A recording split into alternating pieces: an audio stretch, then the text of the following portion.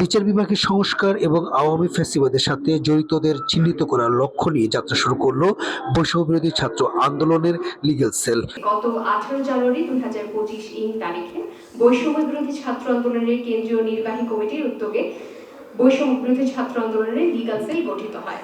সংগঠকরা জানান, গণ অভ্যুত্থানের শহীদ এবং আহত পরিবারের সদস্যদের আইনি সহায়তা দেবে সেলটি। এই সেলের প্রধান লক্ষ্য উদ্দেশ্য হবে শহীদ, আহত এবং আন্দোলনে যুক্ত ছাত্র জনতা ও তাদের পরিবারকে প্রয়োজনীয়তার নিরিখে সার্বিক আইনি সহায়তা প্রদান।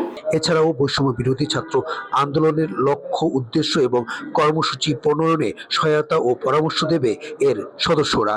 ফ্যাসিবাদী ব্যবস্থার বিলোপ এবং নতুন রাজনৈতিক বন্দোবস্তের লক্ষ্যে কাজ করার প্রত্যয়ের কথা জানান লিগ্যাল সেলের সদস্যরা।